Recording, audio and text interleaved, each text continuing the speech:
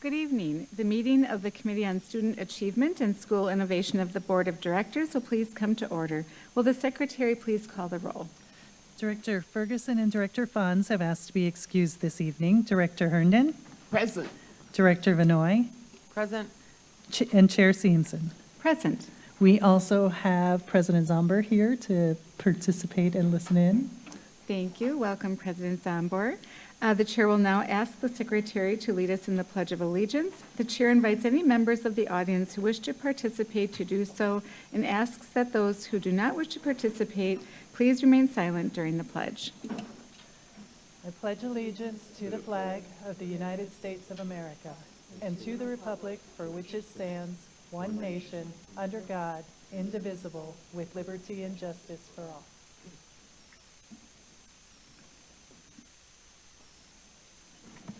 Thank you. This meeting is being conducted from the Central Services Building. This meeting is also broadcast on the MPS YouTube stream, the link to which may be found on the MPS website. The link to which is found on the upcoming meetings page. Sorry, had to read that sentence twice. For our listening audience, if you wish to access this evening's agenda items and attachments online, you may do so by visiting the upcoming meetings page of the MPS website. Before we begin tonight's meeting, we have a short announcement regarding interpretation services for the Spanish-speaking members of the audience. Buenas tardes y bienvenidos a la Junta Escolar de las Escuelas Públicas de Milwaukee. Si deseas escuchar esta reunión en español, por favor, llame al 312-626-6799. Otra vez, 312-626-6799.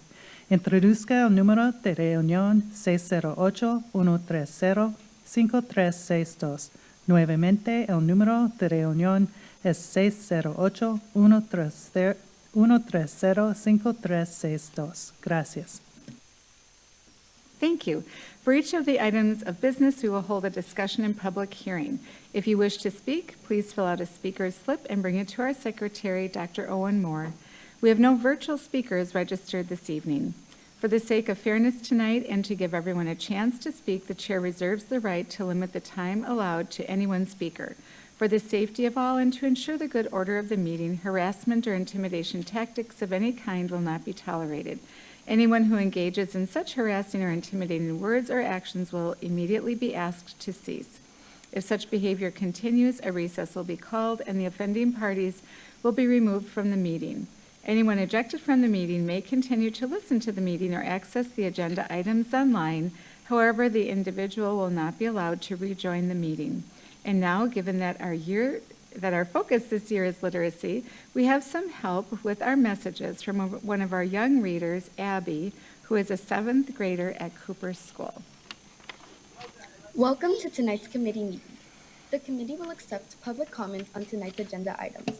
Speakers may only address the item for which they have registered. Questions from the public may not be answered during the public comment period. Following public comment, the committee will begin its discussion, and no additional comments will be accepted.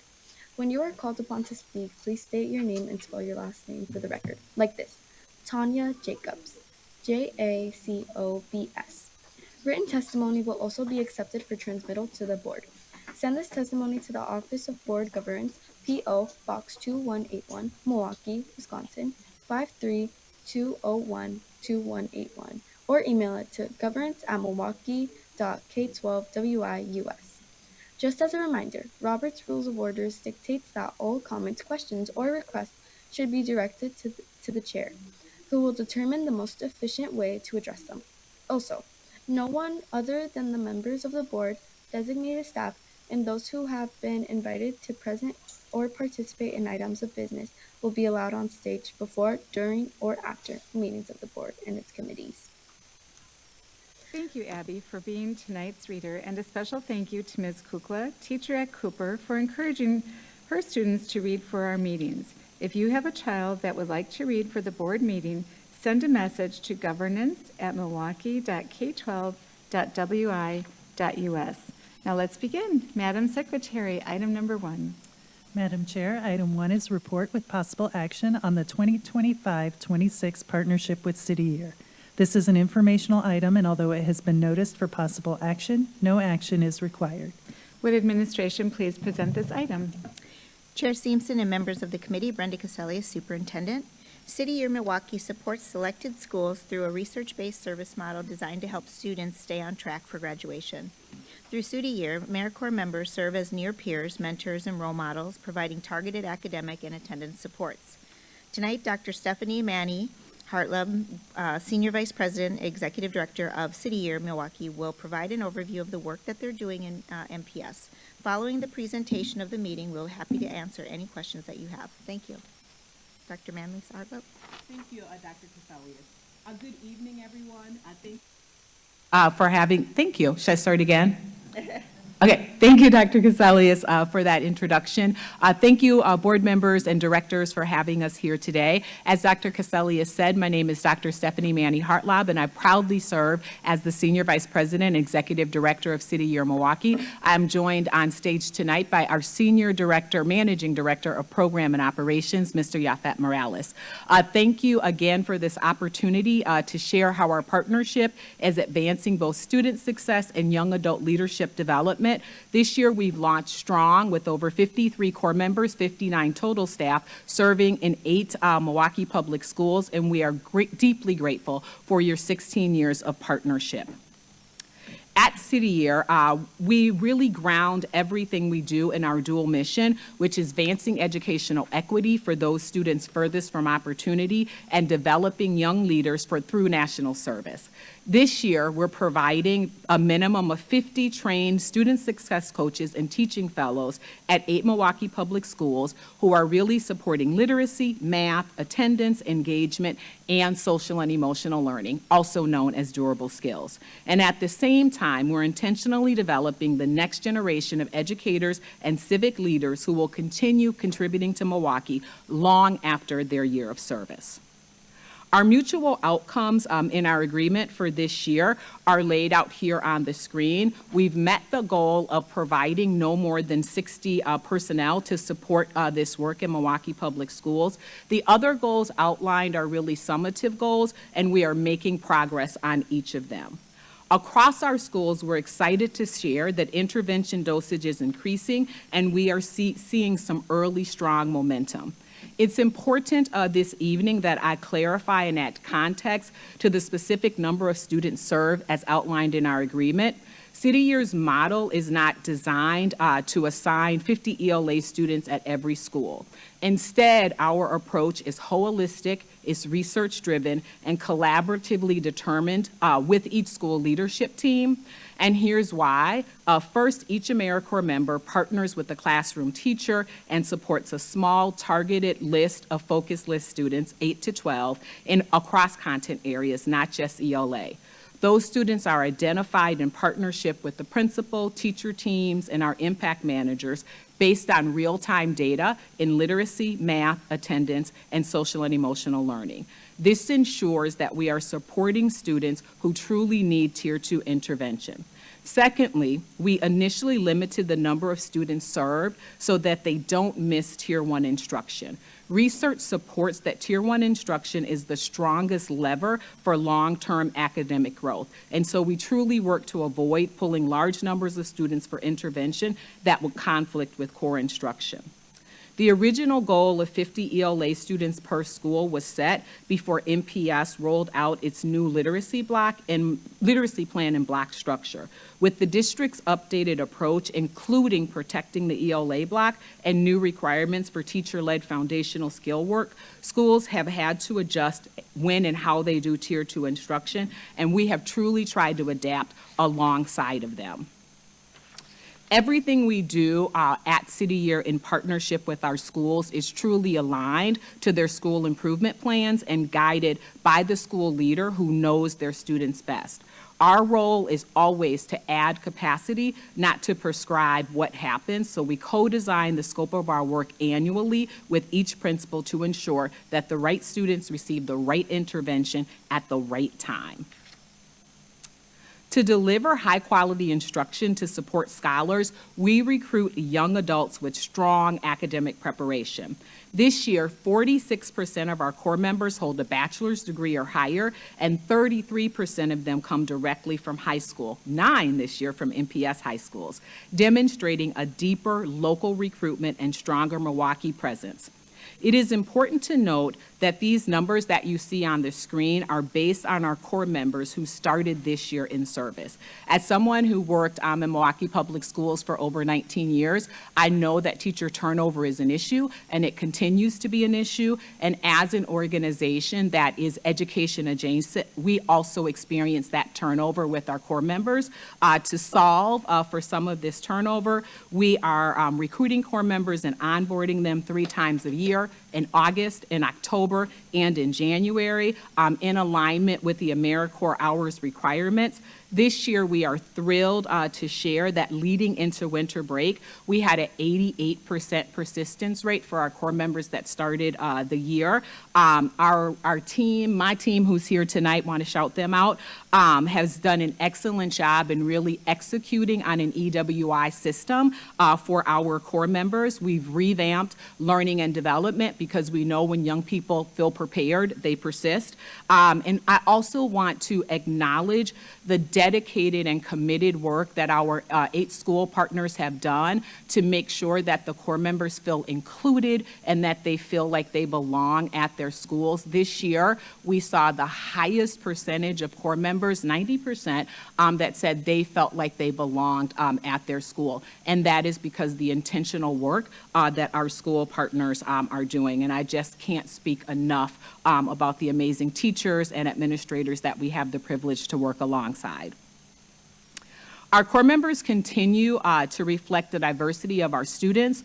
This year, 79% of our AmeriCorps members identify as people of color, one of the highest representations we've seen. This strengthens belonging, cultural connections, and meaningful identity affirmation for our students. Our AmeriCorps members serve approximately 40 to 50 hours each week, and in exchange for this service, they receive a biweekly pre-tax stipend of $1,122. If they complete their year of service, they also qualify for a Siegel Award. This is a living stipend. It's not a wage, and it is intentionally structured as part of a national service program. It's not a staffing replacement model. We know from research that has been done that the cost of all of the services that City Year provides inside a school would total around $676,000. And so we know that our model is effective, and it's about 70% cheaper than going out and getting these services from individual providers. We also know at City Year that we serve as a launch pad for our corps members into teaching and other careers by providing intensive professional training and a pathway to higher education through the Siegel Education Award, which helps make college and credentialing more accessible to them.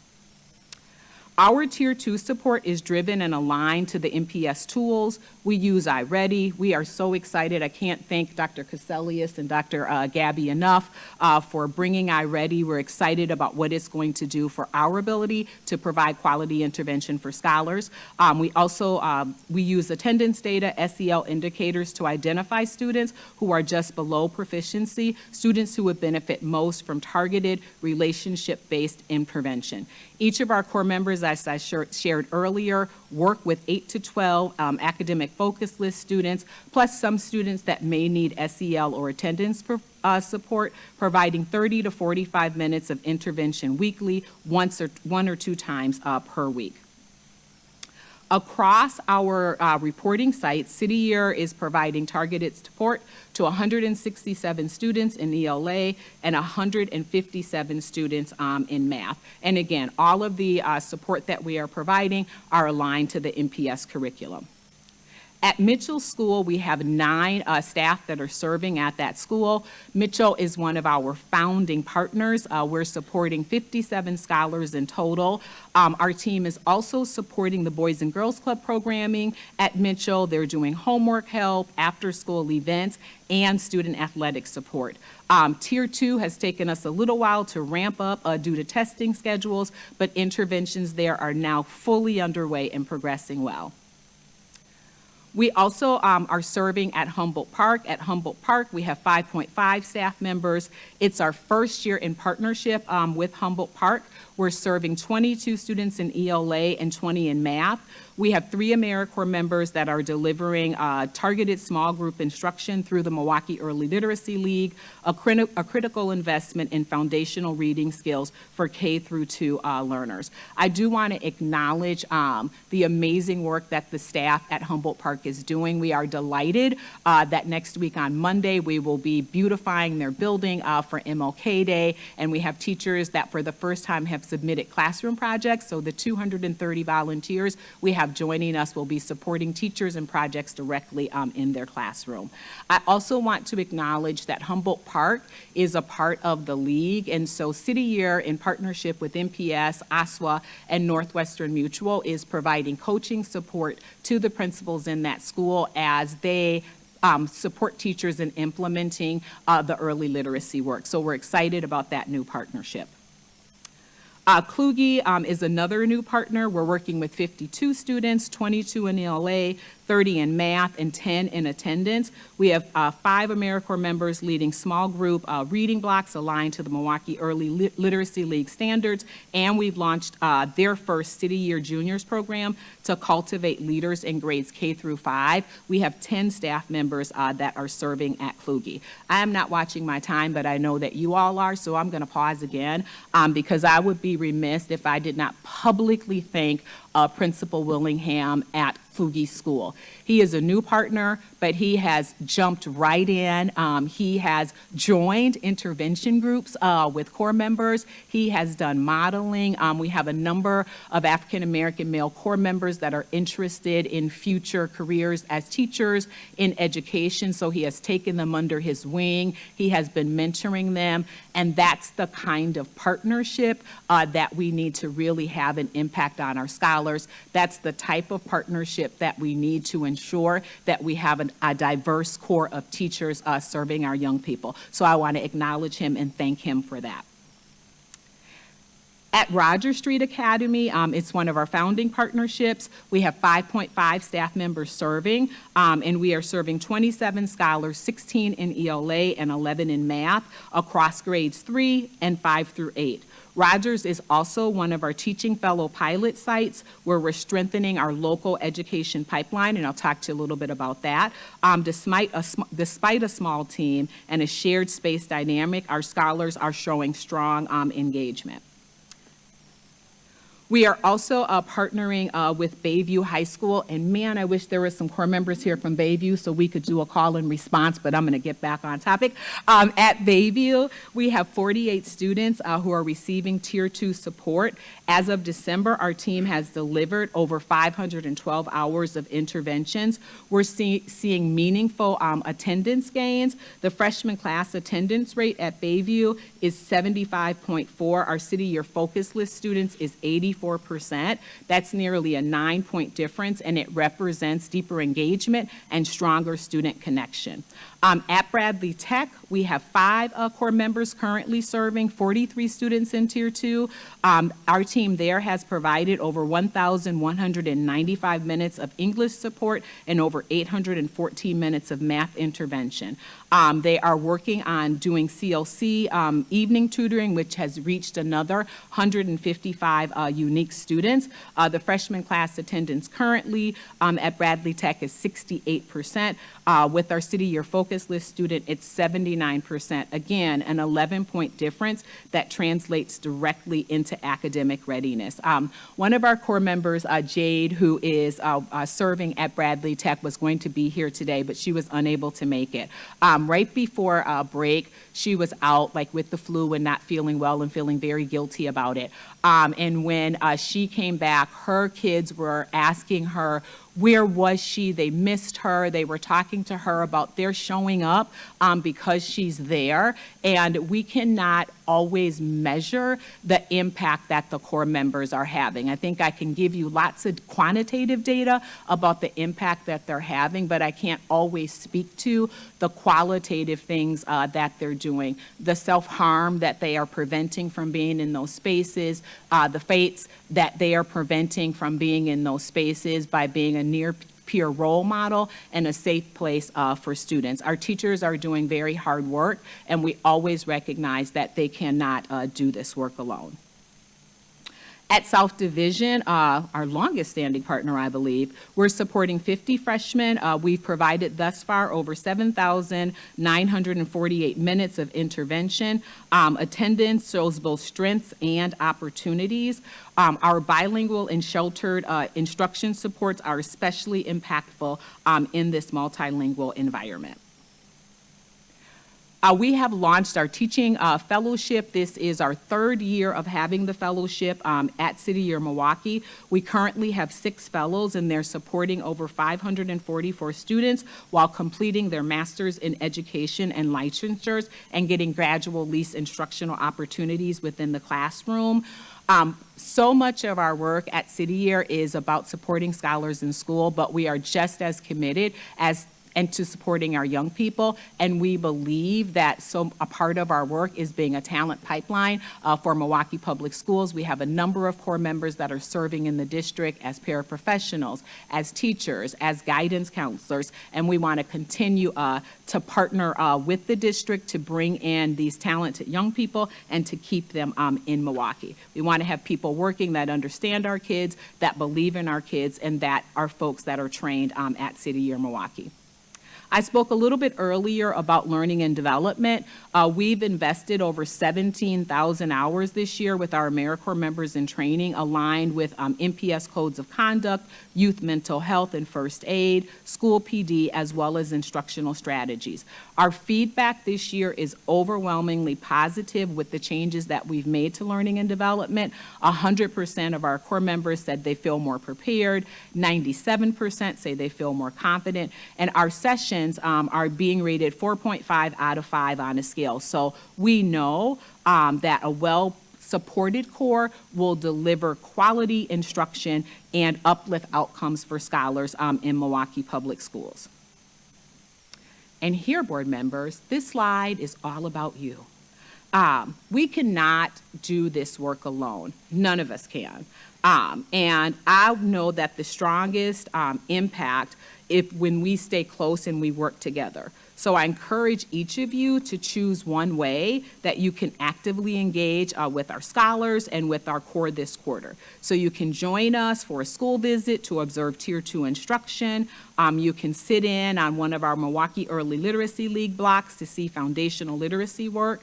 You can attend a CLC and watch the core members tutoring and working with scholars at Bayview, at Bradley Tech, or South Division, or spend some time with our teaching fellows as they're navigating their licensure classroom. Your presence matters. Your insights help us strengthen implementation, and your engagement helps us ensure that more students meet growth targets, more ninth graders stay on track, and more young people choose to stay and teach in MPS. Dr. King reminds us that injustice anywhere is a threat to justice everywhere. This message really captures something essential about our work in schools, and it is that none of us can succeed in isolation. When students are facing academic gaps, attendance challenges, or needs for stronger belonging and connection, it takes a coordinated effort from families, from communities, from schools, from service partners, all motivating and moving in the same direction. The work we do at City Year does not replace what schools do. Our goal is to amplify what schools do. We want to ensure that teachers have the support they need to lead quality Tier 1 instruction. When City Year enters a school, the building gains more than hands. It gains trained capacity, data-informed intervention, and consistent presence in classrooms where teachers can't be everywhere at one time. Partnership is how we ensure that students don't fall through the crack. It is how we protect time for Tier 1 instruction. Partnership is how we deliver the kind of targeted Tier 2 support that research shows is essential for catching students up before they fall too far behind. Partnership is how we ensure that every scholar has a coach to keep them connected and feel like they belong. So yes, MPS schools are strong, but the work ahead requires all of us working together, bringing our strengths, our people, and our shared commitment so that every scholar in Milwaukee Public Schools has the opportunity to thrive. I thank you all for your time, and I open the floor for any questions that you might have. Thank you so much. I don't see any speaker slips on this. Do not have item. any speaker slips. All right, then we're at committee for comments and questions. It's nice that I can just look this way tonight. Director Benoit. Hi, yeah, looking at your last slide on your presentation, I noticed that the majority, all but one of your schools are on the south side of Milwaukee, all in districts 8 and 6. The one that's listed as Humboldt Park is actually in District 8, not District 4. Correct, yes. Yeah, and I'm wondering, what is your school selection criteria, and why are they all grouped so tightly together? Our school selection criteria, we work with MPS to identify schools that are in need, or the district leadership to identify schools that are in need of City Year's support. So we go in and we visit the school, we learn about the curriculum, we learn about the teachers, we talk to the principal regards to which teachers would like to partner with core members. We look at the attendance data at the school, we look at the academic outcome data at the school, we look at the culture of the school, because our work is twofold. Our work is not only being a service to scholars, but it's also ensuring that it is the right environment for core members to be able to serve and persist. We did historically have a number of schools on the north side of Milwaukee and in other districts, and as we have kind of in some ways shrink the partnership, we chose this year to stay with our partner schools that we have been working with probably for the last 7 to 10 years, and the new schools that were selected were schools that intentionally applied to the Early Literacy League, because that's where the expansion is happening. Can you, follow-up. yes, Go can you ahead. tell me what you mean by right environment for your The right, scholars? well, where there's an environment where teachers are willing to partner with core members and have those young people inside of their classrooms. They are not student teachers, they are not paraprofessionals, they are young people that are volunteers that are coming to serve. So where teachers want to open their doors, because while we may believe that having an extra body in your room makes everything easier, it's actually additional work, because you are, because you are training them to grow. And so that is like the process that we're looking for, really talking with teachers and making sure they're ready for that work, and that the school has the space for us, has a room that City Year can be in, because we do require to have an individual room in that school. Follow-up, Director Benoit. Well, it just, kind of. Yeah. So being that we had a very long conversation on Tuesday night about equity and how we are lacking services in other districts, it just was very glaring to me that we need to maybe reconsider if, we continue. It just seems to me like we have a lot of need elsewhere. Director Benoit, I would agree with that statement that we have a lot of need. And I think in partnership with this board and in partnership with MPS, when we start to look at the number of core members that we are able, in our contract, that we are able to deploy inside of Milwaukee Public Schools, that as we look at that contract, as we look at the needs of Milwaukee Public Schools, as that space is opened up, then it allows us to recruit more core members that can serve in this space and then deploy into different schools. So definitely, I, as a person that worked in MPS for 19 years, mostly on the north side of Milwaukee, agree with you, and there's work to be done. And so I appreciate you acknowledging that and bringing that up, and we received that message. Yes, ma'am. Thank you. Any other committee members with comments or questions? Director Herndon? Thank you very much, Madam Chair. I was excited as we speak of the Northside schools, of which I represent part of it, much of it. I'm happy to see that you include we.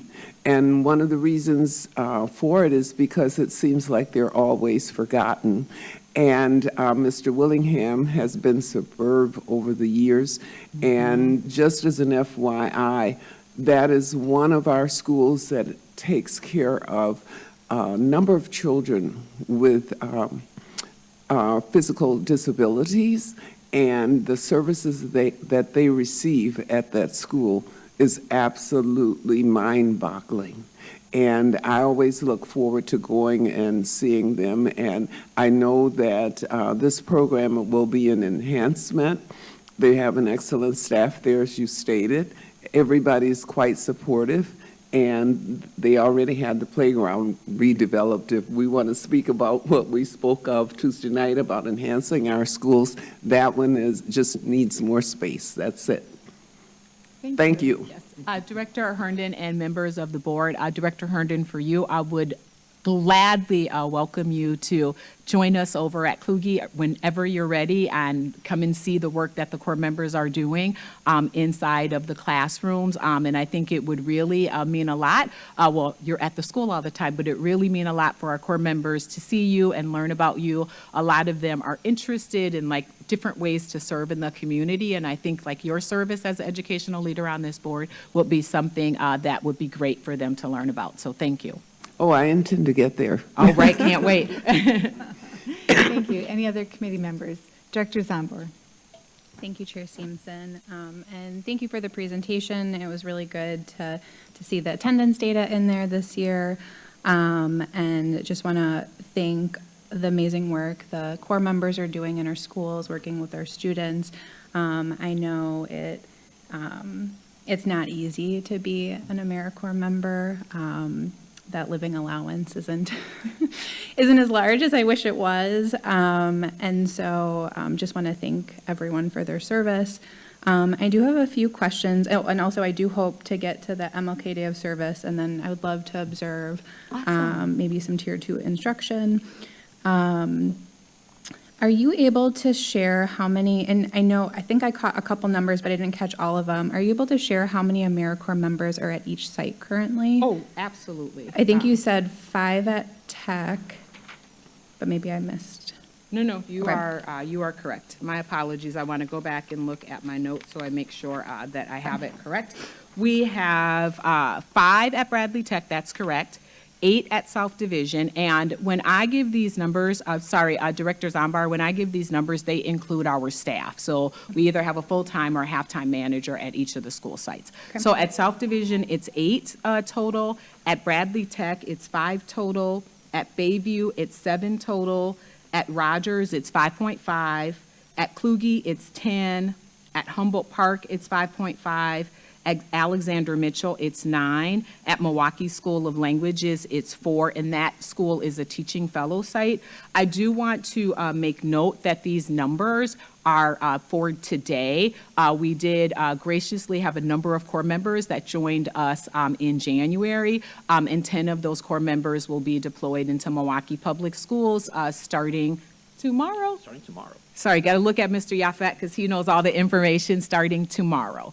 So those numbers will change, and we're happy to provide the Office of Board Governance with an update on where those new core members are being deployed.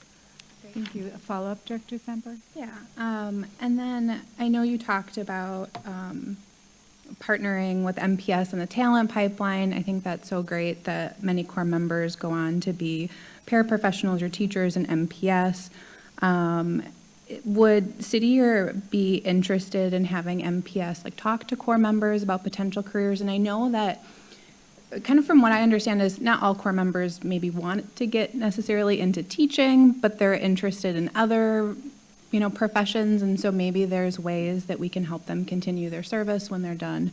And it might just be like a good partnership. We have a amazing new HR director who I'm sure would be excellent at that, if that's something city year is open to. Yes.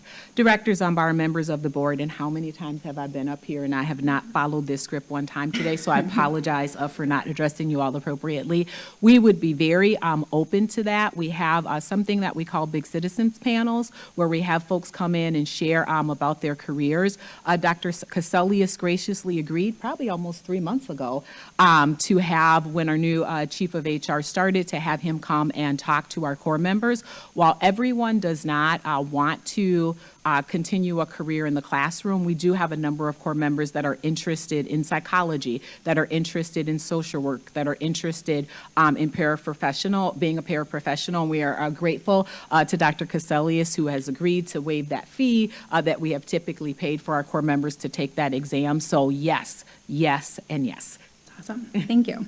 And Director Zumber, another question? One more question, Yes. I think. Let me just make sure and then I really appreciate your transparency around the biweekly amounts that AmeriCorps members receive. I know our contract, we're paying about, I think, $2,500 per assigned AmeriCorps member each month. And forgive my maybe ignorance about how the AmeriCorps program works. Is it like a federal grant that is paying the stipends to the core members, or does it go to city year? Can you just explain how that funding structure works? So the funding structure works from AmeriCorps. We're part of a national direct grant. City Year is a national organization, and so we have a number of sites. I think 24 of them, I might be wrong on that, so don't quote me, 24 sites that are in our national direct grant. And so what the AmeriCorps does through the federal government is provide City Year with dollars to support that stipend. So what the district is paying is about a third of our overall cost. It's 28%, I believe, the overall cost that it takes to implement this program, like in Milwaukee Public Schools. So AmeriCorps does provide support that goes towards the core stipend. It does not cover it all. It provides support to help cover benefits for the core members, because they do receive vision, dental, that support, and the rest of those dollars are then fundraised. So there's no one space that provides the totality of that stipend. Okay. Follow-up, Director Zambor? No, I think that's good for now. Thank you. Okay, thank you. Any other comments or questions from committee members? Nope. All right, well, thank you so much for. Thank you all so I guess I do have a quick Okay, question. yes. I'm sorry. No, I just noticed on this slide with the demographics of the AmeriCorps members, and it just looked, and I'm sorry, now I'm not going to be able to find it quickly, but, here we are. It looks like slide 5. Thank you. Yes. Thank you, Director Zambor. I was just wondering if you had done anything different in how you were recruiting to get more people of color that, represented our student body, because there really is quite a split happening there. So I was just wondering if you Yes. had recruited differently, or if there was any reason behind that. Director Simpson, members of the board, we did. In FY24, we implemented a plan at City Year where we hired a local recruiter. Most of our recruitment for City Year is done nationally. So we have recruiters that will recruit for Milwaukee, they'll recruit for Detroit. So in the year FY24, actually FY23, correct me off that, we hired a local recruiter who was able to work more with our local universities, with our local high schools to recruit core members. And it really has made a difference in ensuring that Milwaukee is represented and who is showing up to serve. And her name is Iselle Nicholson, and I would be remiss if I did not say her name, because she is fantastic at what she does. And so we've been grateful for her service to ensure that the core members that are serving represent the students that we're serving in Milwaukee Public Schools. Great. Well, yeah, it was just really nice to see that that happening. So I just was wondering the reason behind it. So thank you so much. Thank you for the presentation, and look forward to seeing more great work from you. Thank you all so much. Yeah, you're welcome. All right, Madam Secretary, next item, please. Madam Chair, item 2 is report with possible action on the 2025-26 partnership with Forward Scholars. This is an informational item, and although it has been noticed for possible action, no action is required. Thank you. Would administration please present this item? Chair Simpson and members of the committee, Brenda Caselli is superintendent. Forward Scholars is a community volunteer tutoring program that partners with Milwaukee Public Schools to support early literacy for K through third grade students. This evening, we're joined by Carrie Strife-Stussy, PhD Executive Director, and Melanie Ratney, Reading and Instructional Coach for Forward Scholars, to provide an overview of the program. Following the presentation of the meeting, we're happy to answer any questions that you have. Thank you. Dr. Strife-Stussy? Hello. So a couple quick things. First, just wanted to say thank you for allowing us to come and share about the work we're doing. It's really an honor, and I was really excited to get to come and just describe the strength of the partnership that we've developed over the last 4 years. So thank you. Also want you to know that I am not only the Executive Director of Forward Scholars, but I am an MPS parent, and I live in the city of Milwaukee, and I'm a former MPS teacher. And so I'm not only deeply dedicated to this work, but deeply dedicated to the city and collaborating and partnering to make sure that every child has the very, very best. So thank you for that. And I'm going to actually have Melody introduce herself too. Hello. Thanks for having us. My name is Melody Ratney. I am the Reading and Instructional Coach for Forward Scholars. I've been with Forward Scholars for the last 4 years. The first 3 years I was a site coordinator for our program at Stewart Elementary School. And in this year I am the Reading and Instructional Coach, and I'm really honored to be working in that capacity with the program. I am also a MPS alum. I went to Rufus King High School, go Generals. So I am deeply dedicated to the work as well, and I'm happy to be here. Thank you. All right, so I am a rule follower, so it said 7 to 8 slides. So I have 7 to 8 slides. So I'm keeping it relatively short, but I'm very, very happy to add more information as needed. So who are we? We are, our leadership and support staff consists of me as the executive director, Melody as the reading and instructional coach. Bernard Raming is new to a position as a director of development and marketing. Oh, I have to do that. Thank you. And you know, because when you're a small nonprofit, you also do all the things. So he's also our tutor recruiter and tutor connector, and making sure we have tutors everywhere. And then Ann Chandrowski is a part-time admin assistant. So I'm excited because our growth has meant that we have more staff now to help support and really refine and make sure that everyone on site coordinators, tutors, staff feel supported and successful in the work that they're doing together. All right, and then we have 6 incredibly talented site coordinators. And I'm very excited because this year we have 3 out of our 6 site coordinators are bilingual, Spanish-English. So all staff working at schools where students have the superpower of speaking 2 languages, they have the benefit of having site coordinator 2 that is able to speak both languages. And as we recruit, we look very closely at trying to honor the students that we serve. And I'm very proud of the diversity and the backgrounds that my staff bring and the perspectives that they bring to the work that they're doing. And our board, I feel like I would be remiss if I didn't talk about them, because they not only started this helped me support me with starting this nonprofit, but they also have not only lended their expertise, but they lend their time. So some of the people you see on the screen have tutored. Some of the people you see on the screen have been substitute tutors. Some have come and put labels on books. I mean, they really are so incredibly dedicated to the work and would do anything to make sure that every child is successful. All right, so our partner schools. We are very proud to work at 9 partner schools in MPS. Bryant Elementary, we are serving for our 3rd year.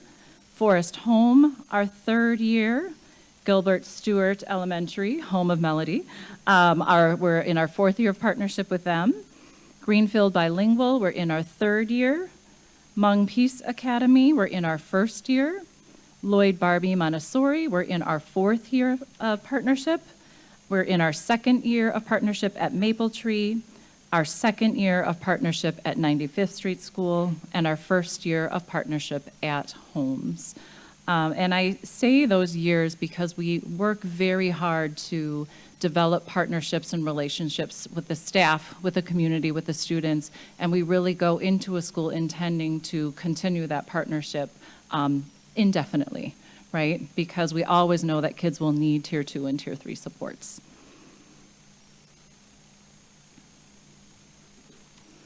Okay, so this is the snapshot summary of what we are and what we do and why we work. And I'm so incredibly proud to lead work where kids and the community truly come first. When I saw this job description and saw the instructional framework that was picked, which is Book Buddies, this is an instructional framework that's based on 40 years of research. It's in its third edition. The research was done in urban settings, and the research was done with community volunteers. So we know they have done not only research on the impact, but they've done longitudinal research. So when this is followed with fidelity, we are making sure that kids are not just short-term learning how to read, but it's long-term engagement and complete future success. So it's really great to work within a framework where we know and we see that it's something that is permanent for our kiddos. Within this, we walk into a school, we work with school staff to select kids. And so at each one of our sites, we have 20 regular students, and then we have at least 10 sub-students that are able to fill in if one of those regular students is absent. And we pre-assess students one-to-one. We make sure that as we are assessing, we take lots of notes so that when it's time to write lesson plans, we're writing individualized lesson plans for every single student, using that research-based framework with fidelity from Book Buddies. One of the other reasons and what makes us so unique and what makes us so successful is the one-to-one relationship between the student and their tutor. So every one of our students at every single site has their very own community volunteer. And that volunteer is trained at the beginning of the year. We provide a half-day training that includes not only information about relationship building, information about growth mindset, but we also focus on the science of reading and instructional strategies, as well as unconscious bias, because we recognize that the students we serve deserve to be seen for who they are and celebrated for what they bring to the work that we do together. And we want to make sure that we're doing that and honoring them at all times. So that community volunteer, and I will just share because we've been having some tutor connects. We're trying to do more to connect families, to connect tutors to each other, to connect to the school communities. We've been having tutor connects on site, and I've had multiple tutors that have come and said, you know, I never would have dreamed that I'd walk through a door in MPS. You know, I watch the news, I see the stories, and my whole perspective on what goes on in MPS has completely changed, and everyone I know knows it because they see the great work that goes on in schools every day, and they are now advocates for that work, not only within the schools, but in the community. I mean, it's just incredible, incredible.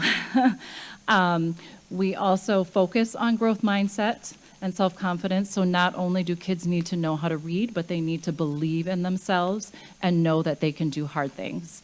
You know, so many kids, when they come and take those pre-assessments, the first thing they do is look at us and say, well, I can't read.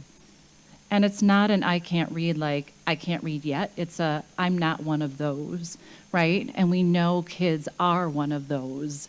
We just have to make sure that they know it. So we really focus on growth mindset and self-confidence, and then we are working and still trying to grow in this area, but we want to try to make as many family connections as possible. And one way we do that is through the book that the kids take home every day and the reading log that they take home with them. Sometimes that even becomes a tool for communication with families, which is really fun when you start that little narrative that goes back and forth. So we're very grateful for the connection of families and how it really helps kids to grow and experience success. That's the nutshell. And I have the pleasure of presenting you with some of our data. So again, this is our 4th year up and running and our 4th year partnering with MPS. And we're truly excited and honored to continue in this partnership this year. Since our first year, we've nearly doubled the number of schools and students that are participating. We're overjoyed to see this growth, as well as pleased to see the academic growth during that time. The reading achievements that we have accomplished that first year, we noticed about a year and a half of growth in reading accuracy and fluency, and to where this past academic school year, that's nearly 2 years of growth in that span of time. So we're really proud of that growth and are confident in reaching that goal, if not surpassing it this year. We're about 2 weeks out from our mid-year assessments. So after that time, we'll have more concrete data, but like I said, we are confident that we will reach that goal this year as well. As I mentioned, our mid-year assessments, we not only assess reading accuracy and fluency, but we assess sight word knowledge, alphabetic knowledge, and we also do a spelling assessment with the students. And all that data is used to inform the students' individualized lesson plan. Here at Forward Scholars, as Carrie mentioned, we not only focus on academic growth, but growth in mindset, and to get a sense of the students' experiences and perspective about themselves as readers and learners. We also administer a qualitative survey, both pre and post-assessment. And we had the privilege of having a data analyst analyze those responses for us last year, and they found that there was a significant improvement in students' belief in themselves as learners and readers, as well as their ability to persevere through challenges, as well as the amount of time that they spend reading at home. The students in our program showed significant growth in those areas. And to clarify too, it's statistically significant growth, which was really exciting because we were seeing that growth, numbers wise in those first 2 years. And we were like, okay, we got to get somebody in here to do the real stuff with these numbers. And so it was really, really cool to see the areas where there was that statistical significance. So, yeah. We're looking forward to beginning our mid-year assessment so we can continue supporting strong reading growth for our students throughout the rest of the year. Okay, the next one. Wonderful. And then as you can see in those boxes too, at the beginning, so 3 years ago, we were bringing in just over 170 community volunteers into MPS schools, and now we have over 300 community members that are coming in on a weekly basis and touching base with their student. It's really incredible. Just a short snapshot of some of our student demographics. So we are a fairly even number of boys and girls in the program. Almost 99% of our students are people of color, with 10% being English language learners who are receiving those services at their schools. And we'll give you a little more time later to digest all those numbers. All right, so like Melody said, right now our next steps are that we have data every week because we have individualized lesson plans and notes, so we know where kids are, but we're always excited to see that in those mid-year assessments. So that mid-year assessment window is coming up. We do have, just to kind of give a preview of what the year looks like, we wrap up sessions on the 19th with our celebrations, and the kids get to take home their reading buddy that they got after spring break to read to and teach everything they've learned. So they take their reading buddy and a stack of books and supplies home at that point in the year. We assess them for those last 2 windows, again, 1-to-1, and then we have celebrations with their tutors, and some years we invite families. We always go back and forth on what is the best for kids as we're figuring those things out. But we're really excited to be in this fourth year to have instruction going with fidelity, to say that we have systems calibrated, to know that when we're assessing kids now, we're seeing kids that were with us the year before, and we can see those kids in the fall coming in and showing us that they haven't lost ground. And that for us is one of the most impactful ways of seeing that it really works. Hearing teachers saying, I can't believe this kid in 4th and 5th grade, I can tell which of the kids were Forward Scholars kids. You know, and not just because they're readers, but because they have a confidence and a belief in themselves because they had someone that came in just for them. And it really is just such an incredible partnership, and I feel so, so lucky to be engaged in this work and to be able to, you know, sit in front of you and describe the impact that I always dreamed would happen. So thank you for having us, and we're very glad to answer more questions because, like I said, we kept it pretty concise. Thank you so much. Madam Secretary, do we have any speaker slips on this item? We do not. All right, thank you very much. Then it's over to committee members for comments and questions. Director Zomborg, I'm so used to calling, I'm sorry, that is not what I totally flipped what I wanted to say. I'm very sorry. No, it's Director Herndon, because I'm so used to calling you President. We got a little mixed up there. okay. I want to say. We teach our students that that's okay. You would actually high five and sometimes even cheer. So, Oh, thank so there you. you So go. I feel Yep. so much better. Good job. You made a mistake and you learned from it. Of course, of course. I just want to say that I, for one, really appreciate the services that you provide to our student bodies. I was introduced to Forward Scholars several years ago, and from that time on, I was a champion for the work that they do with our students. I was particularly excited because at that time, we did not have the state mandate for the science of reading. And the work that they were doing, even though we didn't have that at that particular time, invested in our children with phonics was just so impressive. And I'll never forget one little young guy, about 5 years old, at, I think it was at Stewart, and he was a little show-off. He had not, there were some issues, I don't remember exactly what they were, where he had missed a lot of school or being late, a lot of that nature.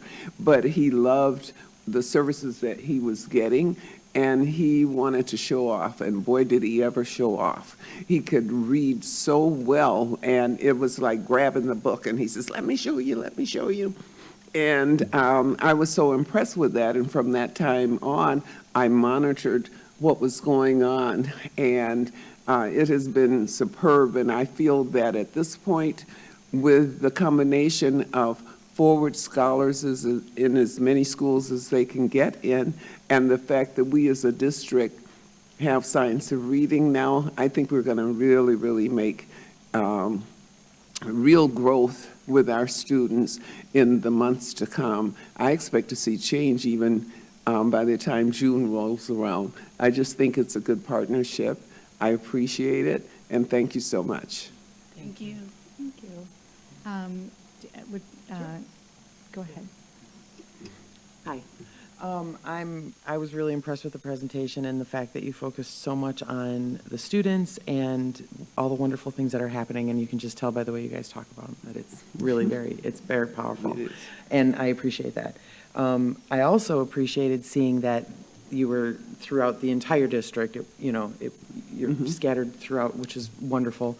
And I'm wondering, because of the growth that we're seeing, are you planning on growing again next year? Will there be more schools added, and how do you choose those?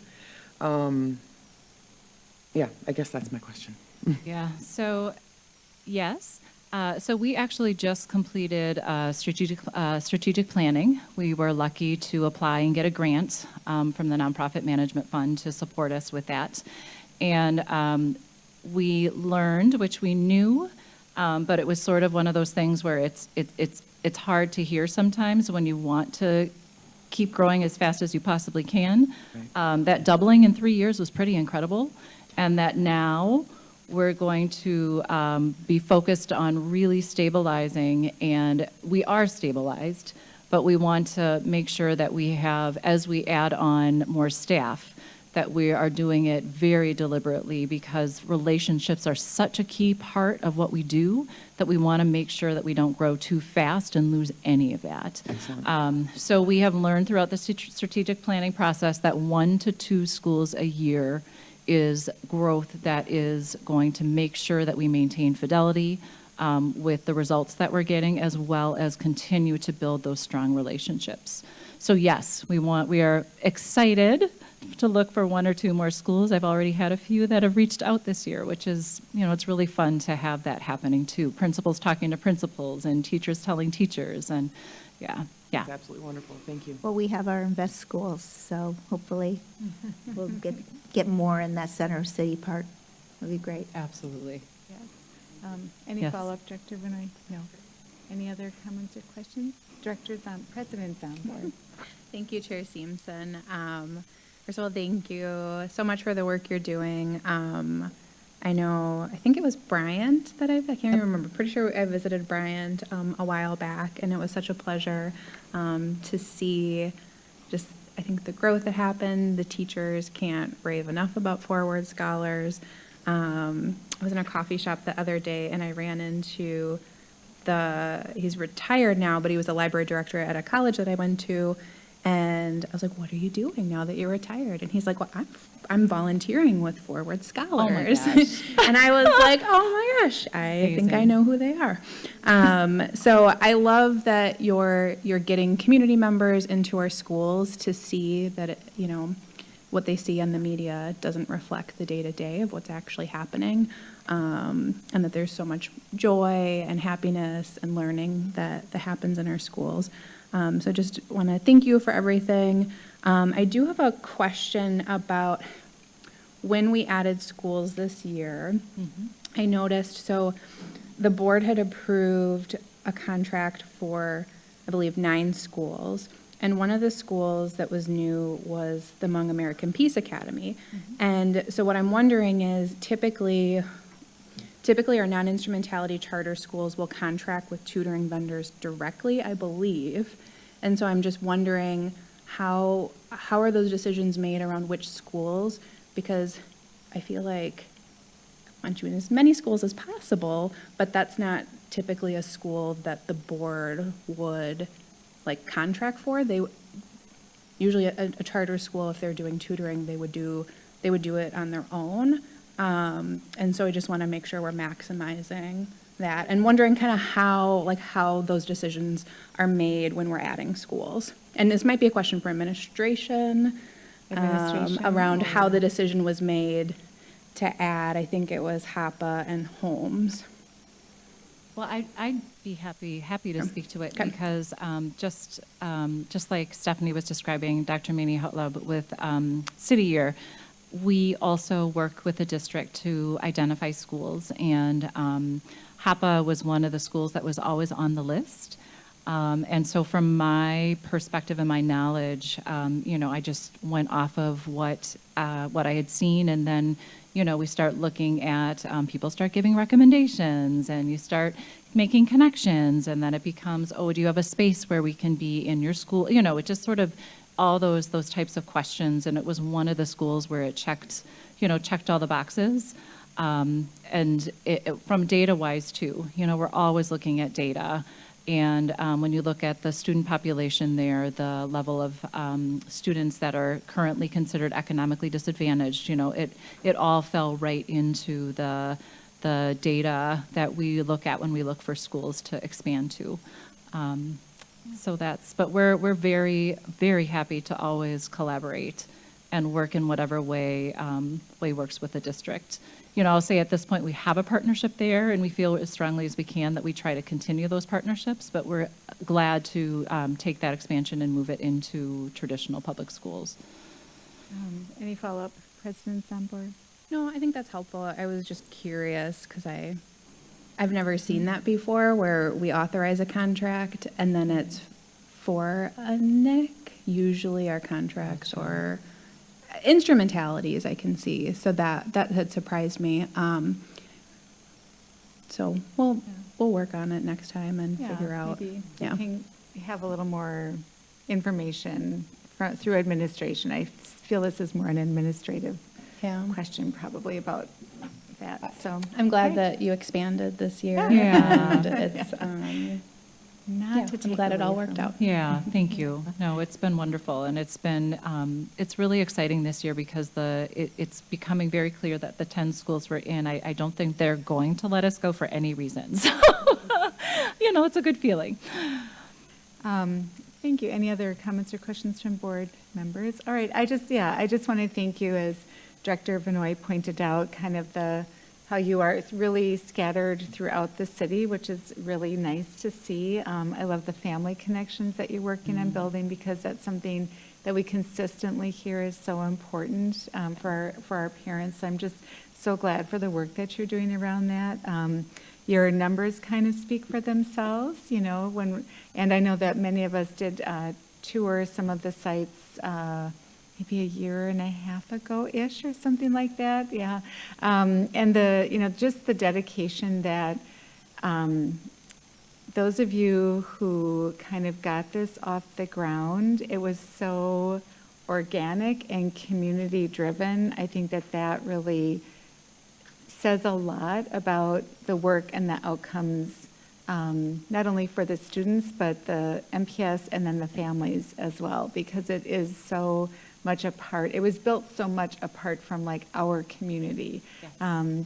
So I just really appreciate that it's very local, very community-driven, and that you really have that specific focus on what you can bring to students, but also what they are bringing to the table themselves. And that's really critical in terms of making connections and honoring the students who are in our schools. So just want to thank you for the work that you're doing. Truly appreciate it. And I think that is, go ahead, President Zambor. Do you have one more question? Have the newer board members been able to come out and take a look? Is there anyone we need to make sure gets out? It's funny you say that, because I was just realizing in the last couple of weeks, you know how everything's a whirlwind. I thought, oh my gosh, Director Vanoy, and I met the women at Greenfield. oh my gosh. At my, Oh, yes. Oh, yes, Greenfield. Oh, my gosh, yes. And Director Funds, we got in, so it's just Ferguson, Director Ferguson, that's and left. Reza, maybe? Yes. Yes, that's right. Yep. It's those two, yeah. Yeah. Yes. But, you know, we would love for And them of to course, come we'll do in. more, yeah. Yeah. Yes. Any Oh my visit, gosh, Greenfield. anytime, right? What was that? Great. Oh, I just said any visit, anytime, right? That's always. I know, I will tell you, people actually, they roll their eyes at me, but I mean it. I mean, come to any site, anytime, any tutoring session, you'll see the same great work. It's really incredible. Thank you so much. Really appreciate it. Have a wonderful rest of your night. And with that, Madam Secretary, next item, please. Item 3 is report on special education family engagement. This is an informational item, and although it has been noticed for possible action, no action is required. Would administration please present this item?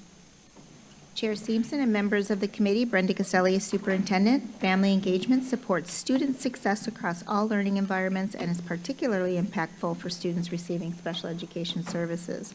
When families are actively engaged, IEP teams are better positioned to develop comprehensive plans that reflect the students' strengths, their needs, and their cultural backgrounds.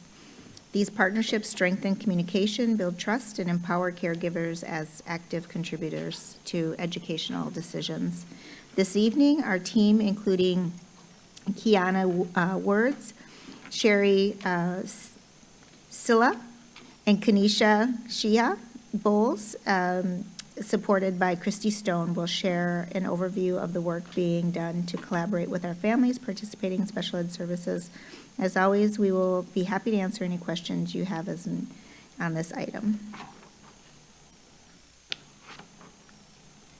Good evening. Good evening, Chair Simpson and committee members. My name is Kiana Words, and I serve as the Family Support Associate in the Department of Strategic Partnerships and Customer Service. I began my role as a Family Support Associate in December 2024 and have since built strong partnerships with internal teams and community organizations to support and guide families of students with disabilities across the district. My work centers on creating inclusive environments where every child and family feel welcome, supported, and able to shine.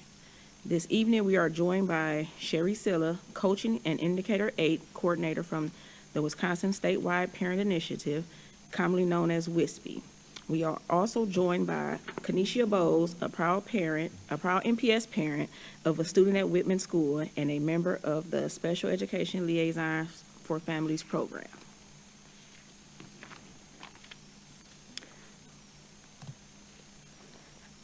We appreciate the opportunity to share a synopsis on our work we do to support family engagement for our special education families within the Milwaukee Public Schools.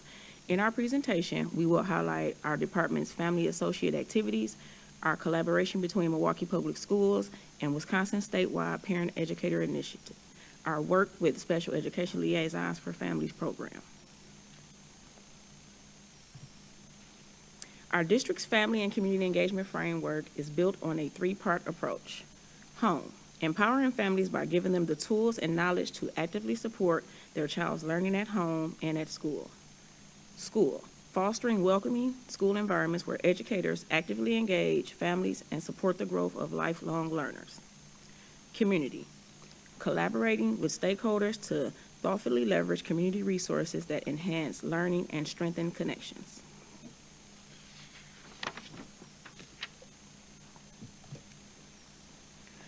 My work focuses on three key areas: district-level events and programs, families as partners. Families are our strongest partners in student success.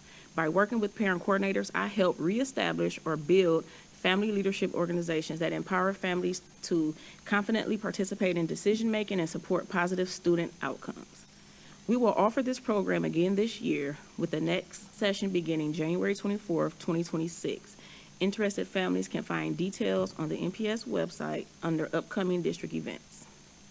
Celebrating All Abilities. This year, we hosted the 10th annual Celebrating All Abilities event at Wick Field, featuring resources, adaptive sports, and inclusive activities for all students, regardless of their disability. They could participate fully.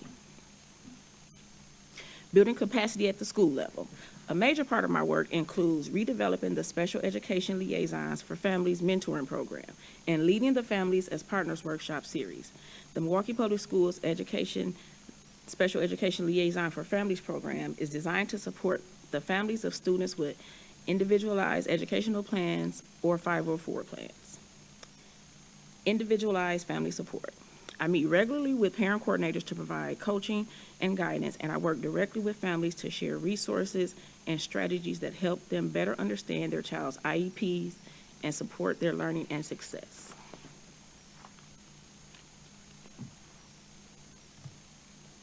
At this time, I will turn the presentation over to Sherry Silla from the Wisconsin Statewide Parent Educator Initiative. Chair Seamson and members of the committee, I'm Sherry Silla, and as Kiana said, I'm the statewide coaching coordinator for WISPY. The Wisconsin Statewide Parent Educator Initiative, also known as WISPY, is a Wisconsin Department of Public Instruction program that is funded with special education dollars. Since August of 2000, WISPY staff have worked throughout the state of Wisconsin, building family members and staff in the areas of their beliefs, their capabilities, their connections, and confidence to communicate effectively, to meaningfully engage with one another, and to partner to improve systems that ensure student success in all aspects of their lives. WISPY is all about partnerships. We do this work through actively developing strong relationships to build effective partnerships. And we provide that through training, referral to other agencies, and one-to-one support to families, all free of charge. So everything we do is free of charge. So my role in this partnership here with MPS is to support Ms. Ward's, the Family Support Associate for families who have a child with a disability. I and one of my other colleagues at CISA 1 do this by providing training and resources to families in special education, including their parents' rights, navigating the special education maze, resolving concerns, and much more. We also provide training on engaging families in special education to parent coordinators as well. And then also currently, because the funding that supports Ms. Ward's position also supports WISPE, part of my role is to meet at least 2 to 4 times a month with Ms. Ward's as she's doing her work in MPS. So she has the support, the mentoring, the coaching that she needs to effectively do her work.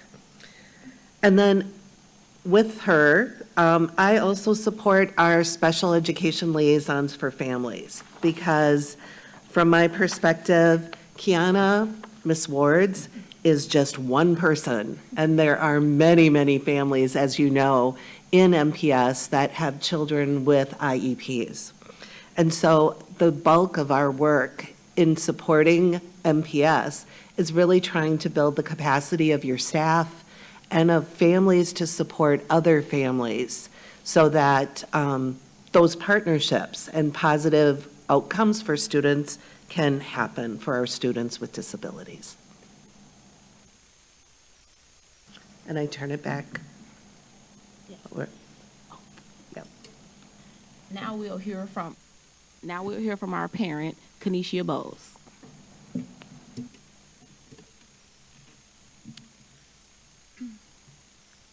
Good evening, Chair Simpson and committee members.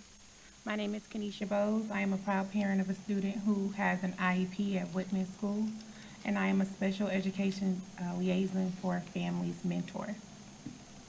I'm here to share how important it is for families and students to be equal partners on the IEP team. When we're empowered to participate fully, ask questions, share insights, and help set goals, the IEP truly reflects my child's needs and strengths. When I first navigated Collins' IEP, I didn't realize how much I didn't know. Self helped me understand the language, the services, and goals so I could truly make sense of it. I felt like it was just me and my son against the staff, not a part of a team working toward the same goal. Now my son and I are a part of the team. With that support, I can now advocate confidently for my son and assist other parents who may be facing the same challenges that I once did. I'm thankful for the guidance, resources, and people who stood by me, and I'm honored to share my experience with you guys today. Thank you. That concludes our presentation. Thank you so much. Do we have any speaker slips? We do not. All right. Back to committee members for comments or questions.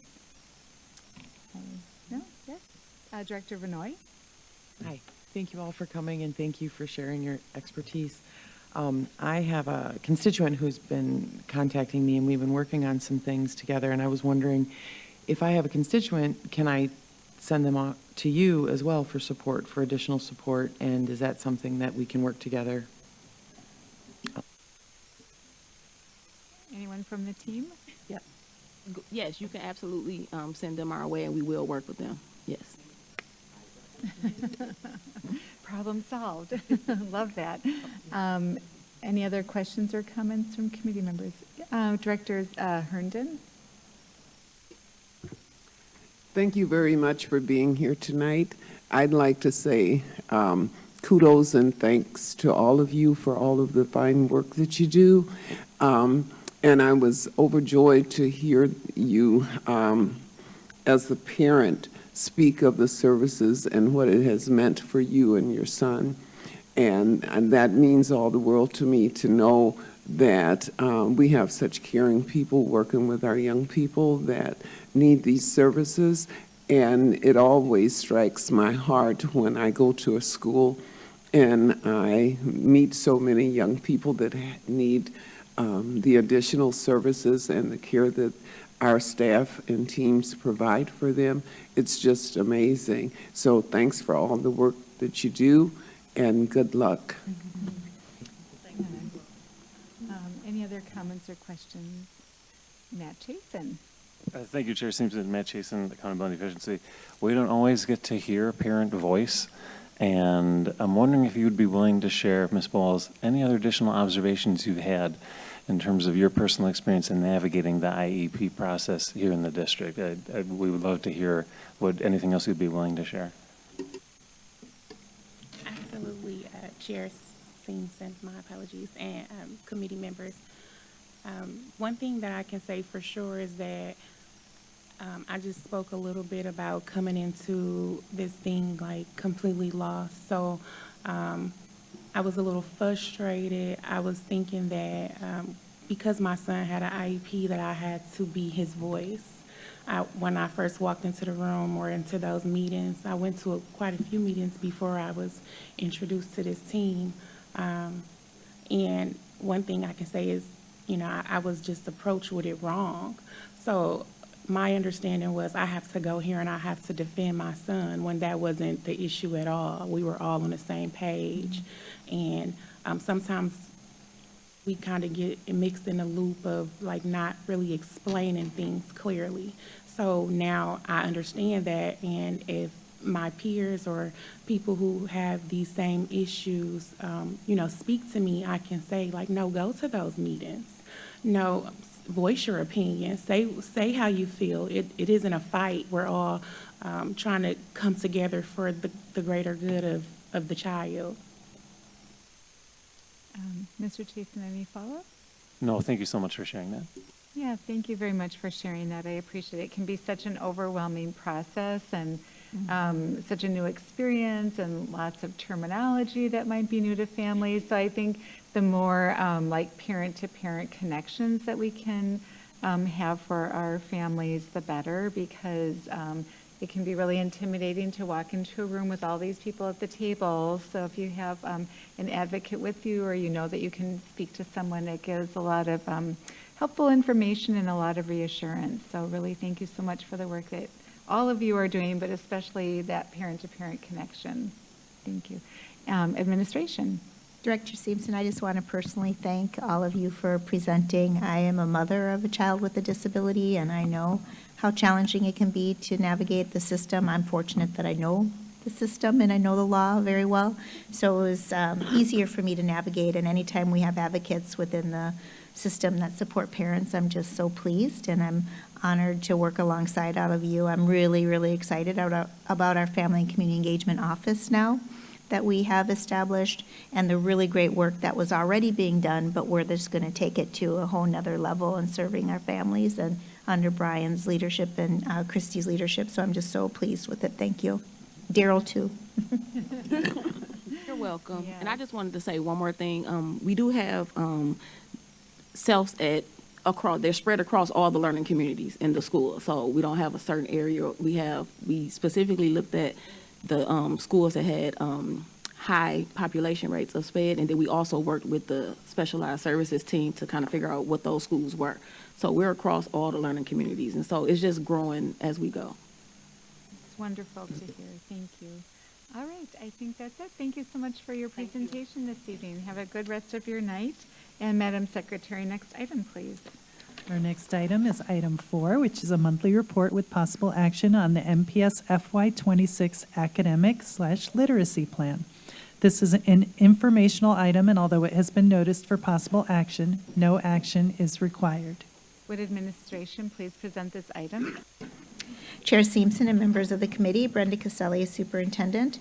Since August 2025, we have endeavored to provide ongoing updates to the board on the development and implementation of the 25-26 academic plan, and not without bumps, I might add. These updates have included the literacy components of the plan, district assessments for FY26, and refinements informed by stakeholder feedback, MTEA, the MGT audit, and professional learning, and from our amazing teachers. Tonight we'll provide a brief monthly update and introduce information on the HMH version 3 instructional materials that we've just received, and on-site support that we are providing, as well as the collaborative literacy work underway between the Office of Schools and the academics and our really amazing principals. At this time, I'll turn it over to Dr. Gabrielle. I'm so tired. I'm so so sorry. glad I'm not the only one. I know. You can hear it in my voice, too. I think I'm starting to catch something. I will turn it over to Dr. Gabby Jimenez to present, and following, we'll be happy to address any questions. Thank you. Director Simpson, members of the board, I'm Gabriela Jimenez, Academic Superintendent for Literacy. It is a pleasure to provide you an update on our academic literacy. I am joined by Chief Mims Howell, Chief Academic Officer for the district, and just to ground us and remind us that our call to action this year continues to be an absolute commitment that each and every one of our kiddos, of all of our students, from preschool all the way into high school, are going to read, and that we are going to create conditions that are predictable, safe conditions for all of our teachers to be able to teach. The agenda for today is a brief overview on professional development since our last time together. Want to share about our literacy leadership team, upcoming professional development, and an update on the delivery of materials for HMH version 3. So let's start with the professional development. You will be able to see in this bar graph how we have on yellow responses to the professional development survey for the November 24th and November 25th professional development. That was the professional development for teachers, and you can see how the questions that we were asking were whether or not the professional development was relevant, if the structure was amicable, if teachers had enough time provided to them to be able to reflect, discuss, and plan on next steps.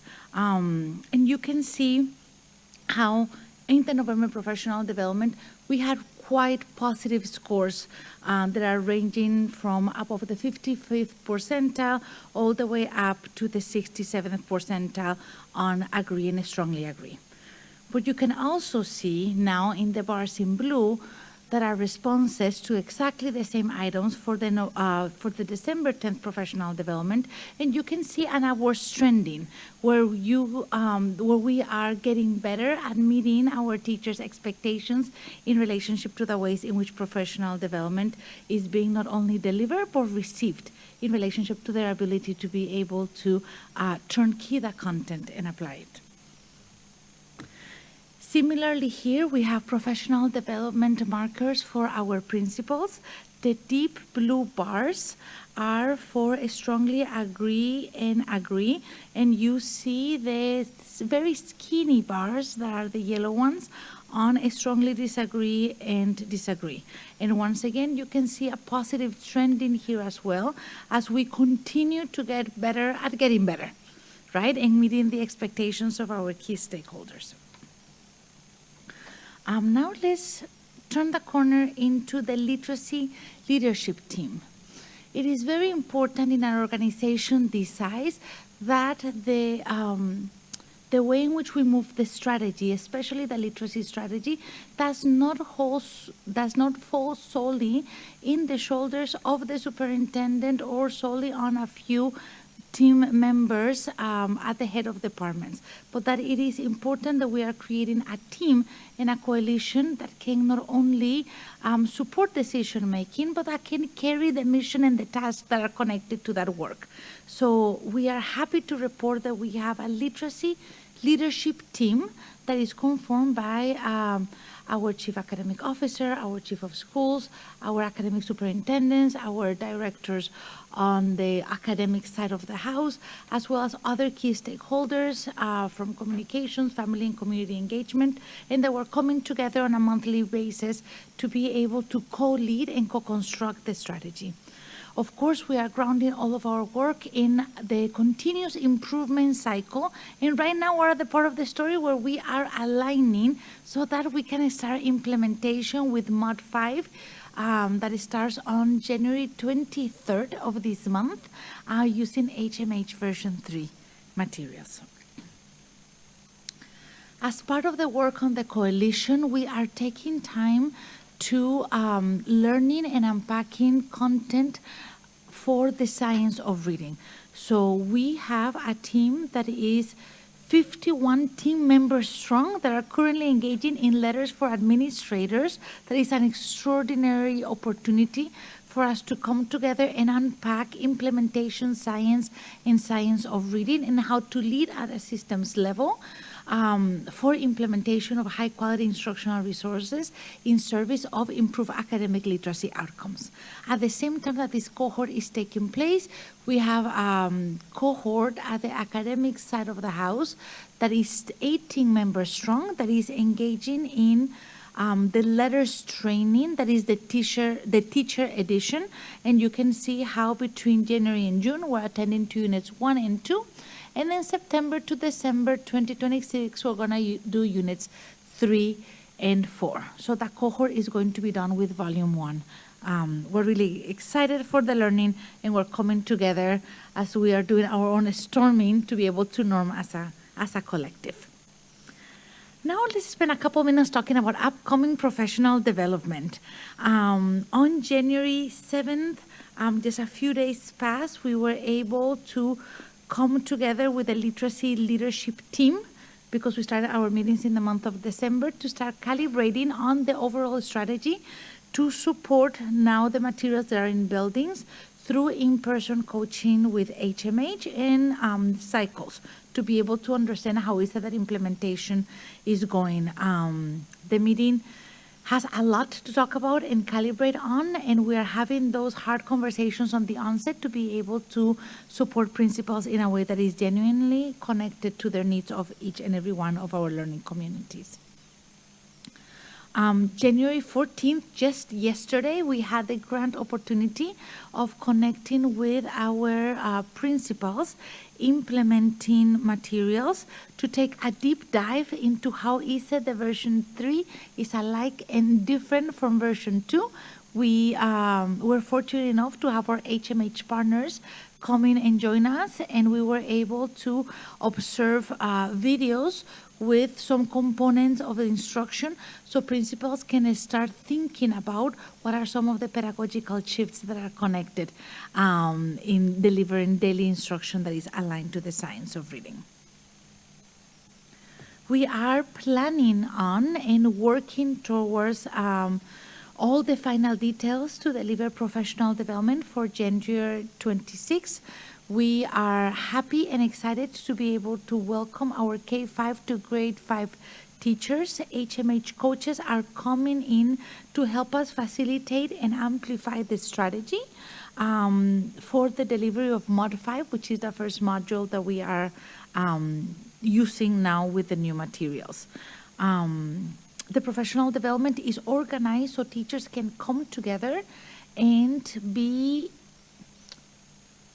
with each other with grade level appropriate teams by learning communities, so that the partnership that is required and the safe space that is required to learn together and to ask questions and to move forward in a way that is coherent is realized.